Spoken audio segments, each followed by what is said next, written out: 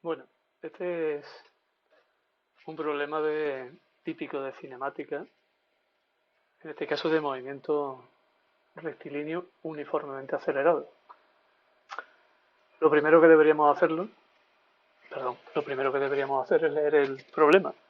En este caso, nos hablan de un automovilista que viaja de noche con su vehículo a 72 kilómetros por hora cuando de repente puede observar horrorizado que un camión se encuentra detenido en medio de la calzada a 30 metros de distancia. Frena con la máxima aceleración negativa de la que es capaz, 5 metros por segundo al cuadrado, y nos pregunta y nos pide que hallemos el tiempo que tarda en detenerse y en el apartado B si choca contra el camión. En todos los problemas de cinemática, este no deja de ser un problema de cinemática, pues lo primero que hacemos es leer el problema e ir anotando, como es lo que hacemos en este caso, algunos de los datos del problema. Y nos hablan de 72 kilómetros por hora, que tal y como están los datos que aparecen después, 30 metros, 5 metros por segundo al cuadrado, es conveniente expresarlo en metros por segundo. A continuación seguimos todas las pautas habituales de los problemas de cinemática y en general de muchos problemas de física. Hacer un dibujo. No es que sea obligatoria esta situación, no es que sea obligatorio hacer el dibujo, pero siempre nos va a ayudar bastante a comprender el problema, lo que sucede y sobre todo para seguir después las pautas habituales del mismo. Estamos dibujando el suelo, estamos dibujando el vehículo, el coche que va a 72 kilómetros por hora y el camión que está detenido en este caso en la carretera. Una vez hecho el dibujo, que insisto nos debería ayudar a entender el problema, elegimos un sistema de referencia. Es crucial elegir el sistema de referencia porque si no, no podemos describir el problema. El sistema de referencia tiene dos partes, una parte espacial, aquí pone espacial, bueno, espacial, se me ha olvidado la P, y una parte temporal, que muchas veces se nos olvida. En este caso, la parte espacial tenemos el eje X, solo va a ser la carretera, con la dirección y el sentido de movimiento del coche. El origen de coordenadas lo situamos precisamente en el coche, mientras que el instante inicial para nosotros va a ser el momento en el que el coche se encuentra en esa posición inicial a 30 metros del camión. Una vez que hacemos esto, tenemos que identificar el movimiento que se va a producir. En este caso el movimiento, puesto que queremos que se pare el coche con una aceleración que entendemos que es constante, se tratará de un movimiento rectilíneo uniformemente acelerado. Una vez identificado este movimiento, procedemos a la expresión o la escritura de las ecuaciones correspondientes. Necesitamos escribir las ecuaciones de este movimiento para poder describirlo adecuadamente y resolver lo que nos están pidiendo. Recordemos cómo son las ecuaciones del movimiento rectilíneo uniformemente acelerado, en este caso la de la velocidad, v igual a v sub 0 más a por t menos t sub 0. Estamos escribiendo la relación entre la velocidad para el instante t igual a t y la velocidad inicial en el instante t igual a t sub 0. La posición, en este caso, como estamos hablando del eje x, lo escribimos en función del eje x, sería x igual a x sub 0, posición inicial, más v sub 0, que es la velocidad inicial, por t menos t sub 0, el intervalo de tiempo que transcurre entre la posición x y la posición x sub 0, y luego sumamos un medio de la aceleración por t menos t sub 0 elevado al cuadrado. Ya tenemos las ecuaciones, que lo que hacemos es escribirlas en este caso, cómo son esas ecuaciones para este movimiento concreto. En este caso, este movimiento concreto tiene una serie de parámetros característicos que son los que distinguen cada movimiento rectilíneo uniformemente acelerado de otro.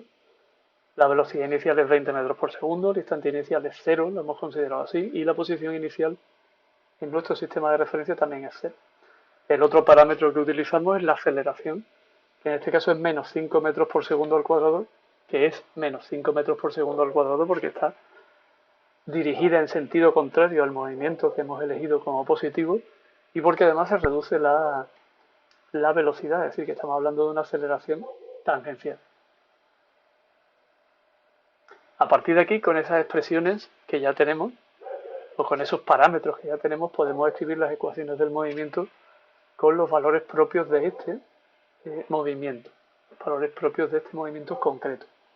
La velocidad es 20 menos 5t, todo ello escrito en el sistema internacional, sería la ecuación de la velocidad, mientras que la ecuación del movimiento, la ecuación de la posición, sería 0 más 20 por t, recordad que t sub 0 es 0, menos 1/2 de 5 por t cuadrado. El menos realmente está en la aceleración, hemos puesto ya el menos porque la aceleración es la que hace que aparezca ese signo negativo. Tenemos ya las dos ecuaciones definitivamente, 20t menos 2,5t cuadrado en la ecuación de la posición.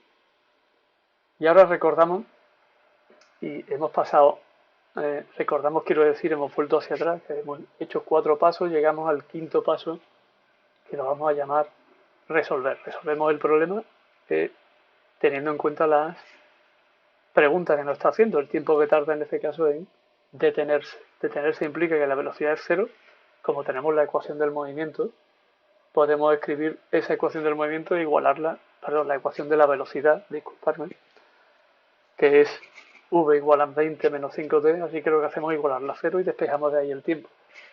La verdad es que al hacer un movimiento rectilíneo uniformemente acelerado, está claro que esos 5 metros por segundo al cuadrado nos implican que la velocidad se reduce en 5 metros por segundo cada segundo. Es decir, que en el primer segundo se reduce en 5 metros por segundo, pasamos de 20 a 15, en el segundo pasamos de 15 a 10, en el tercero de 10 a 5 y en el cuarto de 5 a 0, que es lo que estamos viendo, 4 segundos. El apartado B nos pregunta, o nos pide si chocará. Nosotros interpretamos que chocará si la posición cuando hayan pasado esos 4 segundos es mayor de los 30 metros del camión, porque en ese momento significará que se pararía en esa distancia, en esa disposición que estamos calculando, pero si es superior a los 30 metros que antes se encontraría con el camión. Así que lo que hacemos es sustituir en la ecuación del movimiento, ecuación de la posición, esos 4 segundos. Y determinamos que esa posición sería de 40 metros, que evidentemente es mayor a los 30 metros. Eso quiere decir que el camión se está parando cuando, en este caso, ya el automóvil se está parando, disculparme, cuando ya ha alcanzado los 30 metros del camión, es decir que en el momento de encontrarse el camión todavía se está moviendo a una cierta velocidad y por tanto chocará contra él. Debido, como estamos diciendo, a que se detendrá después de encontrarse el camión. Es decir, que chocará antes de detenerse.